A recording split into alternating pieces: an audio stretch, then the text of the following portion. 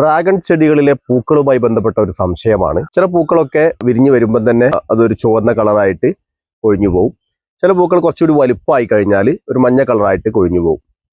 അപ്പൊ അത് എന്തുകൊണ്ടാണെന്നുള്ളത് ചില ആളുകൾക്കൊക്കെ സംശയമുണ്ട്. നമ്മുടെ കഴിഞ്ഞ വീഡിയോയിൽ ചോദിച്ച 1-2 ആളുകളുടെ സംശയമാണ്. അപ്പൊ അതിൽ 2-3 കാരണങ്ങളുണ്ട്. സ്വാഭാവികമായിട്ടും കുറെ പൂക്കൾ വിരിഞ്ഞാൽ അതിൽ 1-2 അല്ലെങ്കിൽ കുറച്ച് പൂക്കളൊക്കെ ചിലപ്പോൾ വളർന്നു വരുമ്പം തന്നെ കൊഴിഞ്ഞു പോകാനോ അതല്ലെങ്കിൽ ചിലതൊക്കെ കുറച്ച് വലിപ്പം വെച്ച് കഴിഞ്ഞാൽ ഒരു മഞ്ഞ കളറായിട്ട് കൊഴിഞ്ഞു പോകാനൊക്കെ സാധ്യതയുണ്ട്. അത് സ്വാഭാവികമായിട്ടുള്ളൊരു കാര്യമാണ്. മറ്റൊരു കാര്യം, പരാഗണം കൃത്യമായിട്ട് നടന്നിട്ടില്ലെങ്കിൽ ആ പൂക്കൾ കുറച്ച് വലുപ്പമായി കഴിഞ്ഞാലും ശരി ആ പൂക്കളും കൊഴിഞ്ഞു പോകാനുള്ള സാധ്യത ഉണ്ട്. അതുപോലെ തന്നെ വെള്ളത്തിന്റെ അംശം കൂടുതലായിട്ട് നിൽക്കുകയാണെങ്കിൽ പൂക്കൾ കൊഴിഞ്ഞു പോകാനുള്ള സാധ്യത ഉണ്ട്. ഇത് നട്ടിട്ടുള്ളത് ടയറിലാണ്.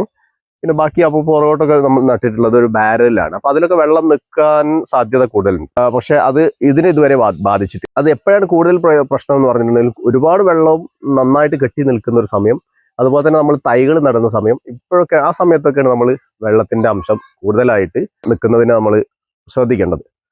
ഇതിന് വെള്ളം ഒഴിച്ചു കൊടുക്കേണ്ടത് എപ്പോഴാന്ന് വെച്ചാൽ ആഴ്ചയിൽ 1-2 ദിവസം. നല്ല ചൂടൊക്കെ ആണെങ്കിൽ നമ്മൾ ആഴ്ചയിൽ ഒരു 2 ദിവസം ഒന്ന് നനച്ചു കൊടുക്കാം. അല്ലെങ്കിൽ ആഴ്ചയിൽ ഒരു ദിവസമൊക്കെ, ഒരു ഈർപ്പൊക്കെ നിലനിൽക്കുന്നതാണെങ്കിൽ ആഴ്ചയിൽ ഒരു ദിവസം, ആവശ്യമാണെങ്കിൽ മാത്രം. നന്നായിട്ട് കടുത്ത ചൂടൊക്കെ ആണെങ്കിലാണ് നമ്മൾ ഒരു ദിവസമൊക്കെ ഒന്ന് നനച്ചു കൊടുക്കേണ്ടത്.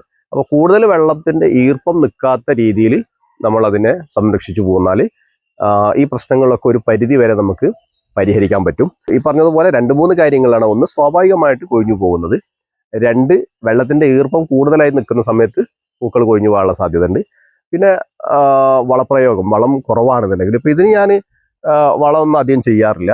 ഇതിനിപ്പോൾ ഇട്ട് കൊടുത്തിട്ടുള്ള കുറച്ച് ചാണകപ്പൊടി ഇട്ട് കൊടുത്തിട്ടുണ്ട്, അതുപോലെ തന്നെ വേപ്പിൻ പിണ്ണാക്ക്. ഈ 2 സാധനം മാത്രമാണ് ഇപ്പോൾ ഞാൻ ഇതിനാകെ ഇട്ട് കൊടുത്തിട്ട്. അത് കുറച്ചേ ഇട്ട് കൊടുത്തിട്ടുള്ളൂ. വലിയൊരു വളപ്രയോഗമൊന്നും ഞാൻ അതിന് നടത്തിയിട്ടില്ല. ഇതിന്റെ മുകളിൽ നിന്നും പൂക്കളൊക്കെ കൊഴിഞ്ഞു പോയിട്ടുണ്ട്.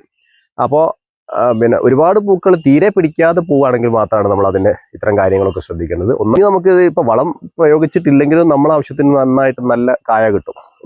നന്നായിട്ട് നമുക്കിതൊന്ന് പരിചരിച്ചിട്ട് അടുത്ത തവണയൊക്കെ കൂടുതൽ വിളവുണ്ടാക്കുന്ന രീതിയിലേക്ക് ഇത് മാറ്റിയെടുക്കണം. തുടക്കക്കാരൊക്കെ നമ്മൾ ഇതേപോലെ 1-2 ചെടിയൊക്കെ വെച്ചിട്ട് അതിനെ നമ്മളിങ്ങനെ വല്ലാതെ ആകാംക്ഷയോടുകൂടി പരിചരിച്ചു പോകുന്നു. ആ പൂ കൊഴിഞ്ഞു പോകുമ്പോൾ ഭയങ്കര സങ്കടമാണ്. 1-2 തവണ ഒരു പക്ഷേ ചിലപ്പോൾ 2-3 പൂക്കളൊക്കെ കൊഴിഞ്ഞു പോകാം. പിന്നെ അത് ശരിക്കും പിടിച്ചോളും. അപ്പോൾ ഈ ഇത്തരം കാര്യങ്ങളൊക്കെ നിലവിലുണ്ടെങ്കിൽ അതൊന്ന് പരിശോധിച്ചിട്ട് ആ കാര്യങ്ങളൊക്കെ ഒന്ന് കൃത്യമായിട്ട് നിയന്ത്രിച്ചു കൊടുത്താൽ മതി. അപ്പോൾ നമുക്ക് നല്ല കായഫലം ലഭിക്കും.